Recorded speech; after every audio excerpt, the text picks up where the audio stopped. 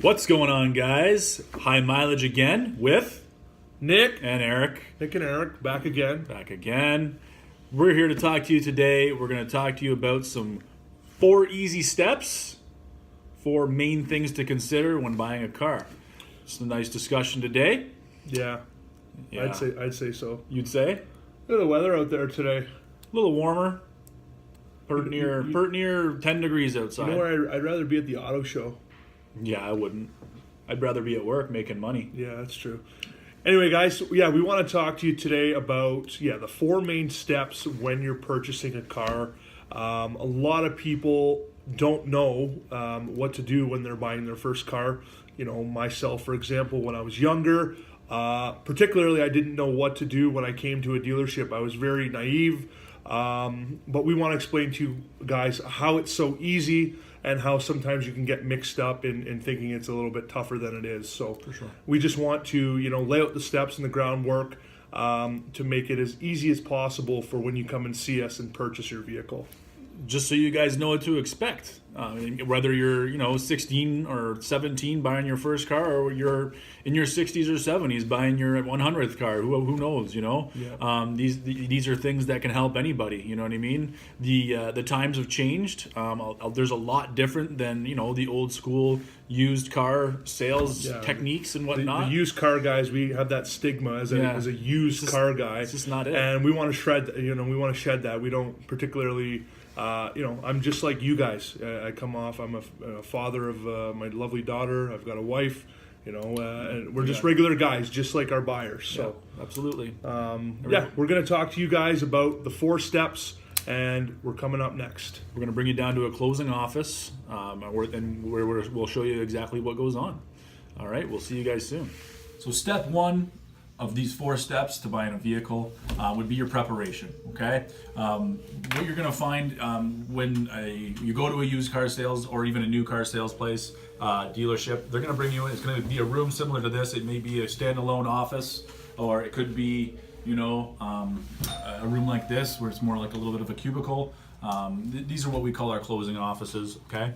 But like I said, first thing off is your preparation, okay? You're gonna wanna do your homework. What cars do you like the aesthetic look of? You might think to yourself, hey, I really like the look of that car that just drove by me, and turn around and go find out what kind of car it is or something like that. But what you're going to want to do, you're going to want to do your homework, okay? Does it have the features that you want? Is it available with the features that you want? Typically, about 80% of people that go to a dealership to buy a specific car, they don't buy that car. They buy something else. Right, so you want to keep an open mind. Really, when it comes down to it, you want to find out what can't you live without inside that car. Does it have to have a backup camera? Okay. Does it have to have GPS or navigation? Does it have to have all these different things? Does it have to have an engine? Probably. Does it have to have wheels? Likely. Those last 2 are a little bit of a joke, but realistically, you're going to want to know what you want in your new car, okay? When it comes down to it, could you live without some of these things? Probably too. So it's all a matter of going and even for a big guy, do you even fit in it?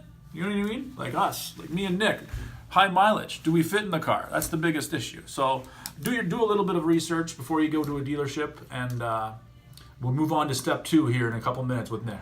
Step 2, guys, the main importance of step 2 is time. Not a lot of people have a lot of time to do things, so time is very important when coming to a car lot. And as you can see, we have a tremendous amount of vehicles here.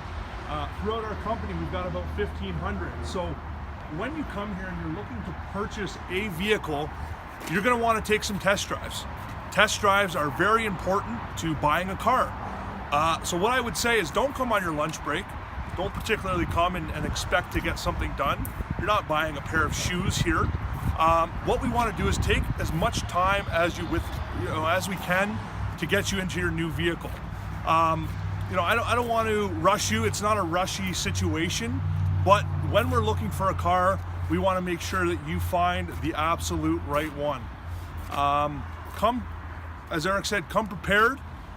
Come with an open mind, come with lots of time, and we'll be able to get you into something. We're going to move on to step 3 next. Step number 3. Step number 3. All right, it's going to be about the affordability of your car, guys. What you're going to want to do with your preparation, you're going to want to think, decide with yourself, are you paying cash for this car, or are you going to look at financing? There's a ton of options when it comes to financing, especially with our dealership. We deal with 15 different banks and institutions.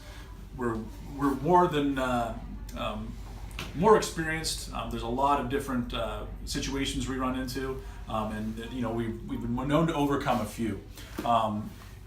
If you are paying cash, it does limit yourself sometimes, because not everybody can save $25,000, $30,000, right? Especially if you're wanting something with a lot of features in it, right? Generally, the more features this car has that you're looking at, generally the more expensive it is, and obviously the bigger, the more expensive it is too. You never really want to put yourself into a situation where you're going to end up not being able to afford that car coming down the road, right? So even if you do save a little bit of money, maybe that money's better off in your pocket. You can put a little bit of it down just to show the banks or whomever is going to be financing your car, just to show them that you mean business, and it's a little bit of a bargaining tool for you too. Maybe what you want to do is keep some of that in the bank for an emergency or whatnot, right? You never know when that comes up. You can't really prepare for the future sometimes, and you do what you can do. But definitely have an open mind, because you can do a little bit of both, or make that decision and try to stick to it if you can. Step number 4 coming up. Step number 4. That's 8, Nick. 4. Step number 4 is your decision. Now we're coming to that time where you've got to make the decision on the vehicle that you're going to purchase, and we want to make it as easy as we can for you. When you finally come to the dealership, you should be very, very well informed, after doing all your research at home, where it comes to that moment when you're ready to pull the trigger. You've done all your research, you've found out all your information that you need to know. We want to find that vehicle for you. So let's not make it very hard. Let's make it easy for you. A lot of people will come into the dealership and say, well, Nick, I've got to sleep on it. Well, I always tell them we're not selling mattresses here. We want to make it very easy for you guys here, specifically at Strickland's Auto Mart. So our approach is much different than a regular dealership. We take a lot of the legwork out for you. We help you as much as we can. You've done all the research. We're more of a tour guide. When you come in here, you know what you want. We put you out in that vehicle. It's a hassle-free experience. When you come in, we're not going to try and sell you, particularly that Wrangler. We don't have to sell you that Wrangler. If this Cruise works better for you, you're going to buy the Cruise. So we want to make it as easy as possible when you come through those doors. Whether you're buying your first car, your 5th car, you're going to get the same experience every single time when you come and visit me and Eric. That's pretty much it. But coming up next, we've got Car of the Day. What's going on, Eric? What car are we getting into today? Today's Car of the Day, brought to you by Strickland's. Lucky me is a 2015 Fiat 500 convertible. Whoosh! Let me do the honors. All right. Oh, man. Get in there, you big galoot. Oh, look at that. It's impressive. Look at that knee bend. Oh, yeah. Tons of headroom in there. Tons of clearance. There we go. Eric, what do you think? Could you use that maybe as your daily driver? Every day, bud. Look at that right in there. There you go. Yeah. Can you shut that for me? I'll try.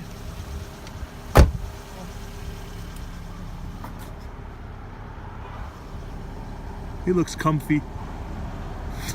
Join us next week for Eppy number 4. Eppy number 4. Of high mileage, guys.